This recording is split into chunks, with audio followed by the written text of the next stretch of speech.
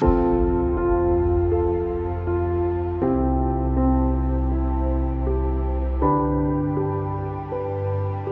name is Daniel Vargas.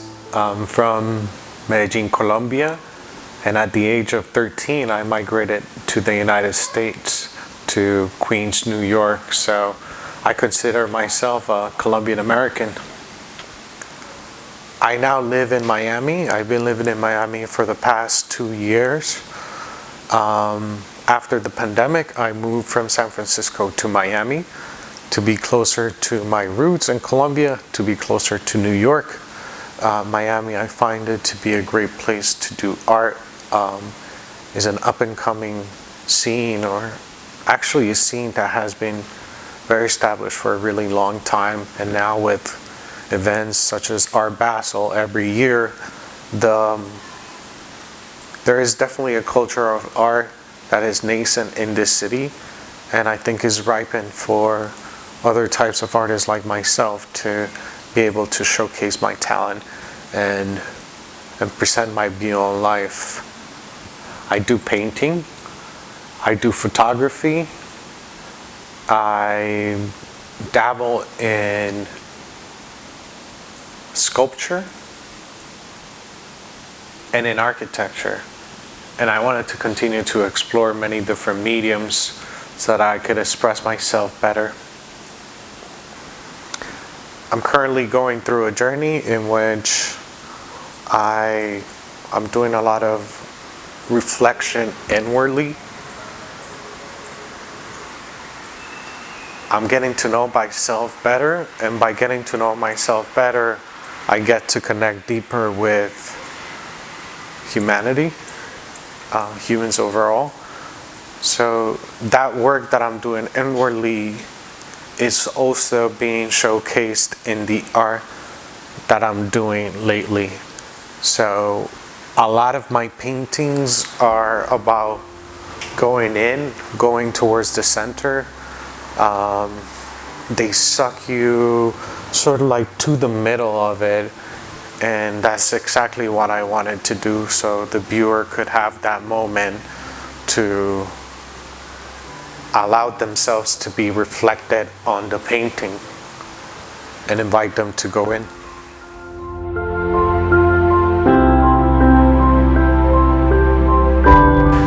My creative process begins with inspiration. So inspiration could really come from any kind of place. So being able to be in the moment and being in synchronicity with what's happening is the best way for me to get inspired.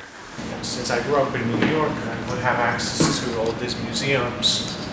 One of my favorites being the MoMA in New York, and they have tons of French work, and I would go there and there'll be Picassos and all these big names, and my eyes would go towards the simple geometric lines and geometric forms of Frank Stella, and amongst all the paintings in those museums, these were the ones that called to my attention. So Frank is definitely one of the top artists that inspires me, and you see it all reflected throughout my body of work.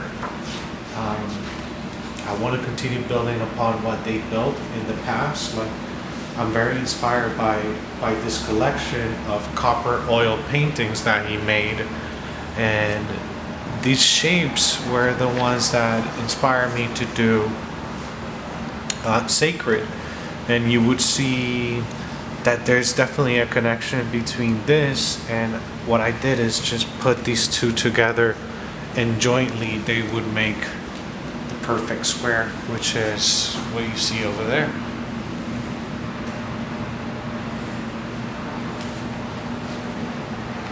Yeah, so Frank, one of my favorites. I'm constantly looking for ideas in books and reverse engineering how they get to these results, so that I myself could try to do something similarly in the future. Perhaps not all of them, but things like this. Like, this is currently in a museum here in Miami, and I go to these museums and I see them and I am perplexed, and it brings me awe. Up here we have books by Brazilian design, and also Noguchi, which is the creator of this table. Noguchi also is very inspiring, and one of the things that I also want to do, I'm inspired to do, is public artworks. Something that I want to do in the future, definitely, and work on sculpture. So that's one of my projects, to continue to explore different materials where my creativity could go.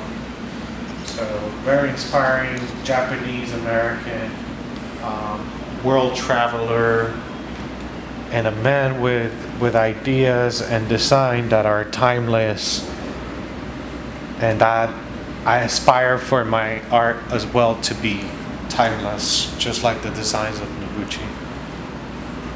So after I get inspired, it might be just a little seed, just a small idea that hasn't been fully fleshed out.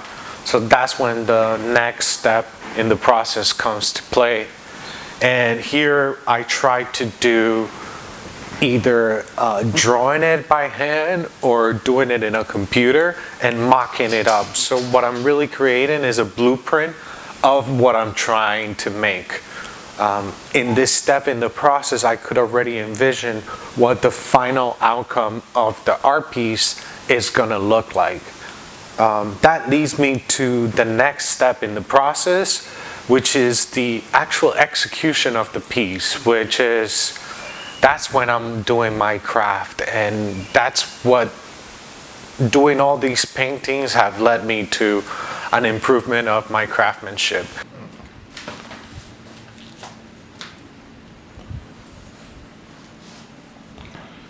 Yeah, here are the calculations for Sacred, the gold one that we saw up front. Sometimes it just comes like that I just need to solve the equation. A lot of it is like a math equation at first. And I think on this same notebook, I have, this one actually became a painting, a little bit different than what is conceived here, but at least the bones and the essence came from this. It feels like a pyramid. I was also trying to go for like the Aztec pyramids or other types of pyramids that you see all throughout Latin America. So it was kind of like going into my own background and exploring where I come from. I was born in Colombia. I came to the U.S. at the age of 13, so my roots are very much Latin American, and I want to express that through my art as well. So this became the study, and also has the measurements for the painting, just that in execution it came out a little different. The signature didn't come out to be in the middle, it's much smaller, and it's here. The colors here change, and I'll show you too later. We get to see it. The final piece in the creative process is when I move from being the creator to now viewing the piece. And that's a beautiful moment, because that's a moment that you let go of creating. You have now finished it, and now I could begin the process all over again. And it's a cycle that repeats itself if you're able to keep yourself in the wave, riding the wave, staying inspired.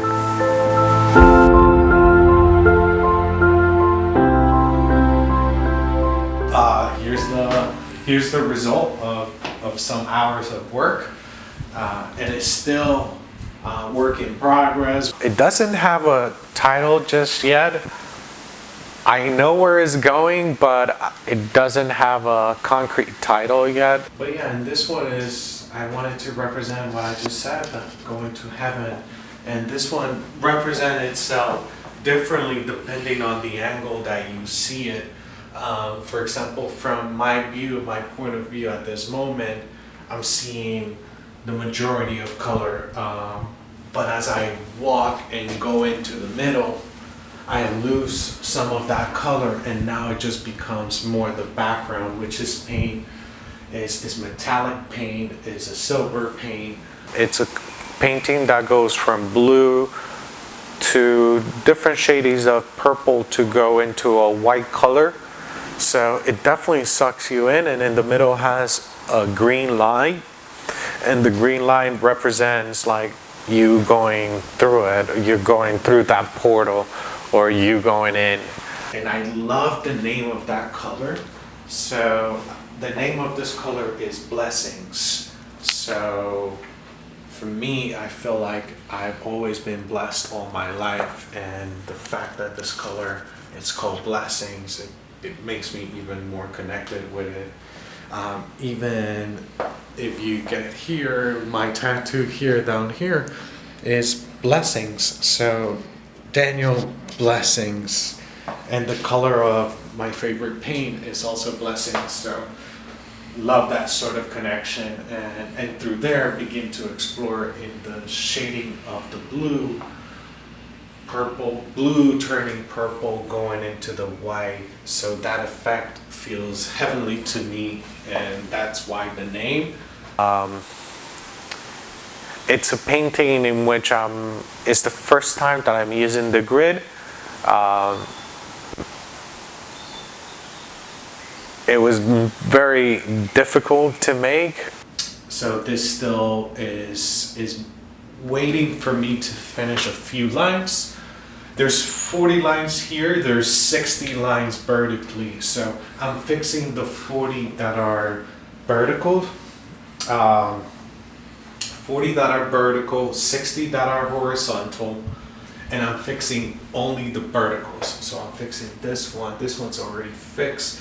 The first thing that I do with my canvases is I apply many layers of gesso, usually like 3 or 4, in order to get the flatness possible as I can, so that the tape sticks to the painting correctly. So that's the first challenge, is to get the gesso to stick correctly without making any creases, because the creases are going to show as I go deeper into the process. So I have to be really careful from the beginning, and if I make any mistakes, I got to sand it down. This one I'm introducing the new thing, which is the grid, which I had never used. So interesting, interesting play, difficult to maintain the tape. This is my main tools, you know. I use my tape. So for this one, I'm using 0.25 inch tape. So it's this one, and that's what's going to be in the middle. So that's how I got the grid going, and it took a lot of practice, because sometimes this tape's just like doesn't stick well. So it's an additional challenge that I need to work with, but it's part of the fun, you know. Then I go into putting the base color, and here mistakes are allowed in this one because you're going to be painting over it. The most challenge was actually the grid with the paint and with the tape. I wasn't getting the tape to stick, so I had to press really strongly and make the tape really, really strong and stretch it as much as I could in order for it to stick. And I had to use a lot of tape in the back too, just to make sure that I have like strong bases and that the ends were not going to come off. But what that allows me to do is, when I take off the paint, the line is as crisp as possible, and that's always what I'm aiming for, that perfection in the line or the straightness of the line. That's what I think that I'm going with my art, is like, how close to perfection could I take it? And that's sort of like what I want to present to the viewer, like how much control I have over this, while in life we have almost no control on anything. How do I feel when I'm about to finish a painting or when I'm finished a painting? Wow, it's a bittersweet moment. Like, I feel bad because the next day I don't have to go back to the painting to do one additional thing. So that feels good, not having to do any additional work. But it's also sad, and it's sad to let go because then you have to think of the next one. And you have to deal with the fears that come after you finish the painting. Like, am I going to be able to do something as successful as I just did? Is the next one going to be better? But I think as artists, we concern ourselves too much with how the next painting is going to do. And I think the most important thing is creating a body of work that when you put it all together in 20 to 30 years, that the pieces continue to talk to each other.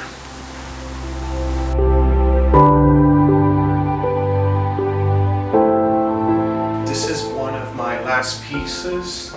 This one's called The Tunnel. I worked on it in the beginning of 2023. Probably you could tell already that the name goes really well with the team. What I'm really trying to get the audience here is to really go within. It's an invitation to introspect for themselves. It's a painting that it's called The Tunnel because I want to bring the viewer down into the middle. I want my art to be a comma, a period, a moment for people to be able to stop for a second and reflect. 26 different shades of white going into black, so many different shadings of gray.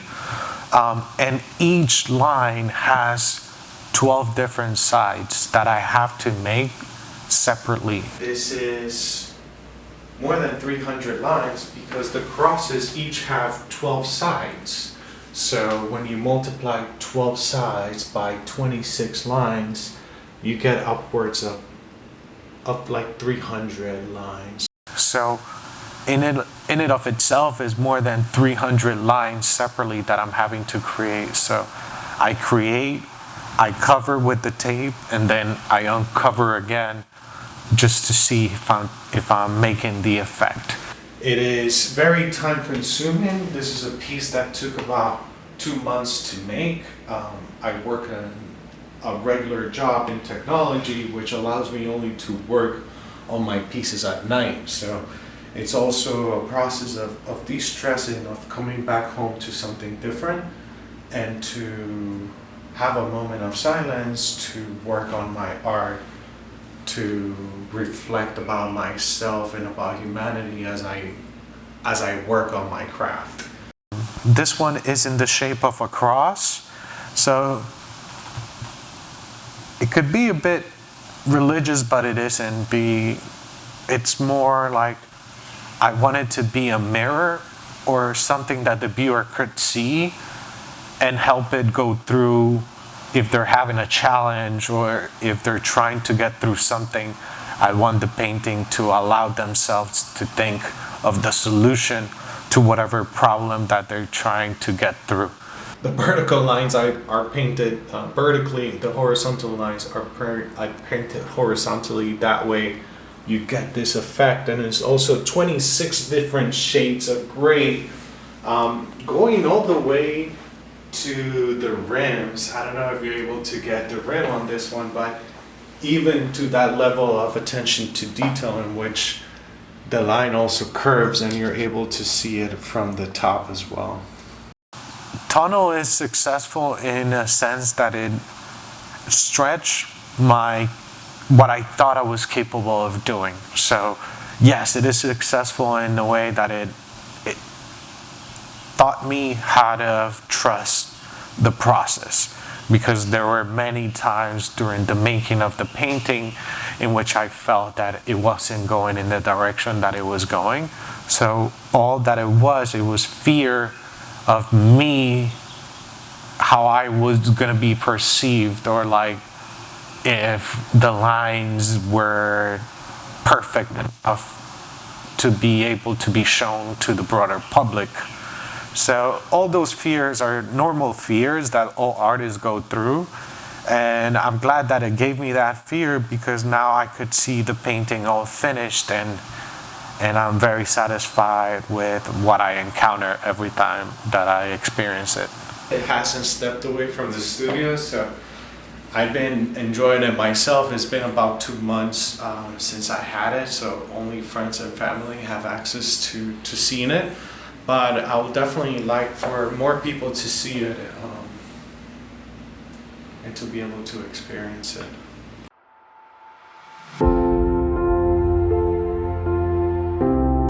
How do I feel when I'm about to finish a painting, or when I'm finished a painting? Wow, it's a bittersweet moment. Like, I feel bad because the next day I don't have to go back to the painting to do one additional thing.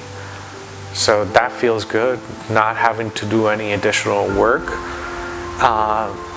But it's also sad, and it's sad to let go, because then you have to think of the next one, and you have to deal with the fears that come after you finish the painting. Like, am I gonna be able to do something as successful as I just did?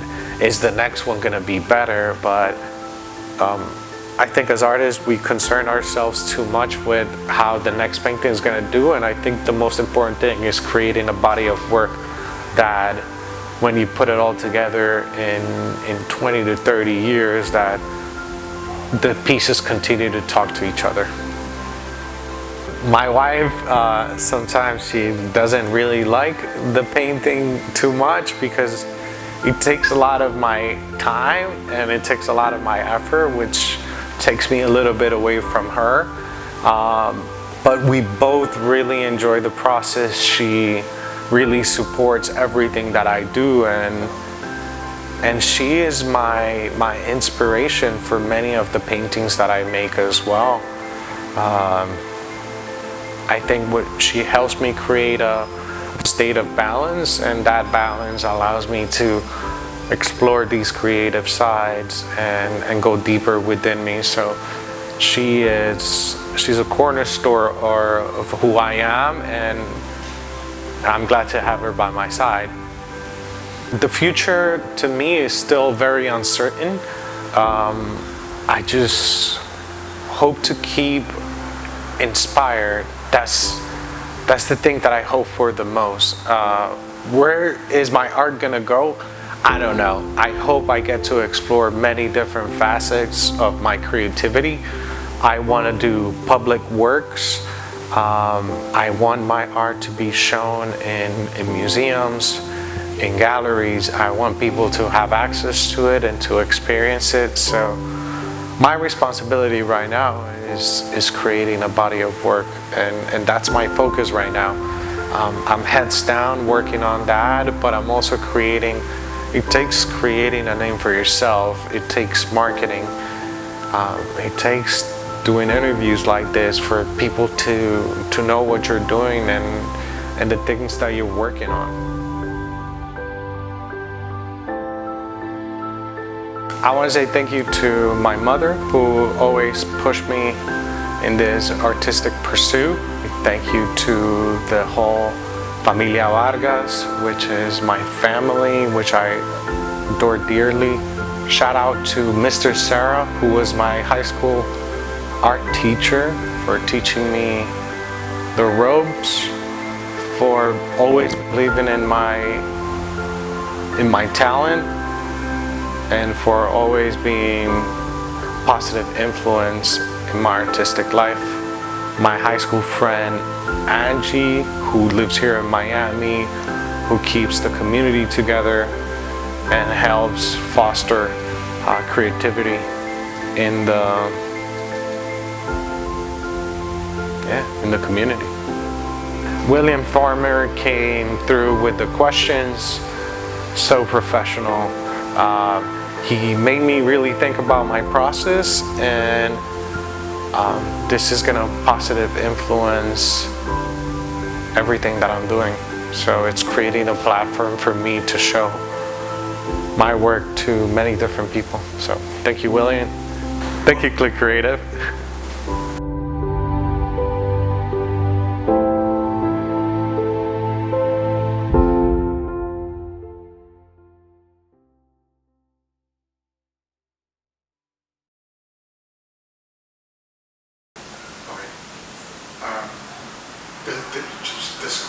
or describe your, so you have paintings. Let's go over your process of how you come about these paintings. Who inspired you to do these type of paintings? The representative of anything? Yes.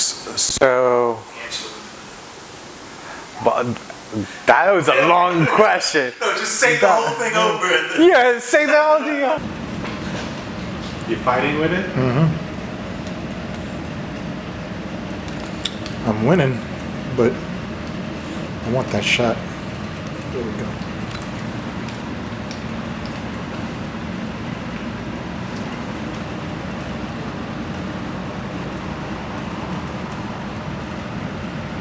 Thank you, William. Thank you, Click. Thank you, Click Creative. How could I possibly forget? Click Creative. Hey. Do it again. Just like, thank you, Click Creative. Thank you, Click Creative. One more time. Thank you, Click Creative. Come on, let's go. Let's go.